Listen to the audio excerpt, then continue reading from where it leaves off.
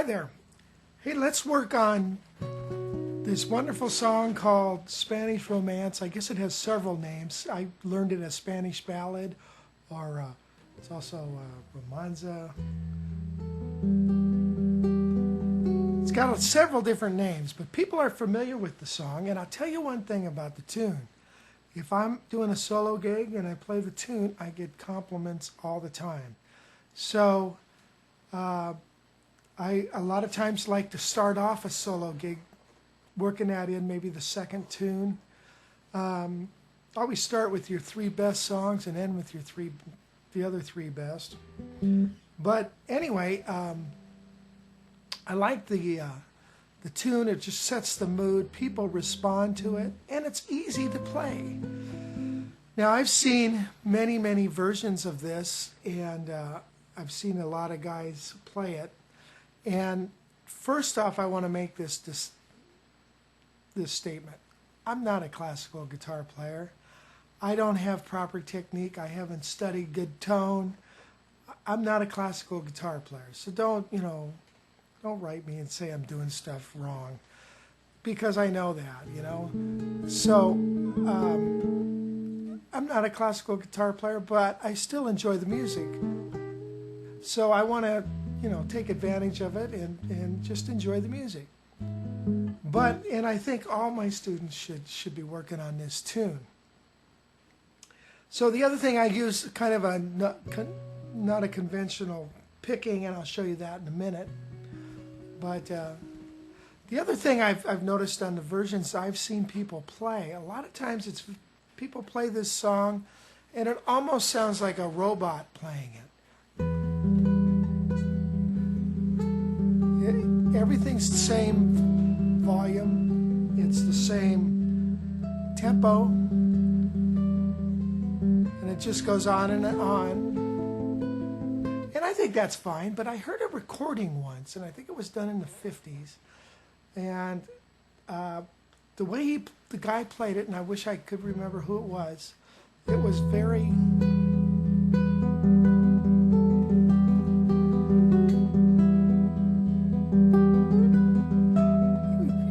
It wasn't sticking with strict time, and it made it come to life a lot more than say, a robot kind of playing it, everything the same. So I kind of like that version better. Plus, it was a little easier to play, to be quite honest with you. And I'll show you why. Like a lot of times, like in this particular measure where we go to A minor, we've got...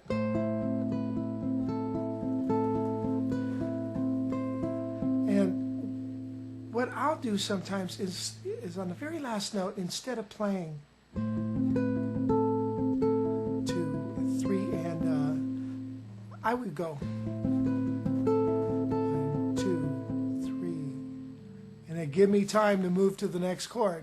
You know what I mean? So in other words, I'm not playing all the triplets and all of the pieces. So you're kind of you're interpreting the piece, you're playing it the way you kind of feel it, and I think that's what's important. The word is emote, kind of emote some emotion through your piece, and expression, dynamics, louder, softer, faster, slower.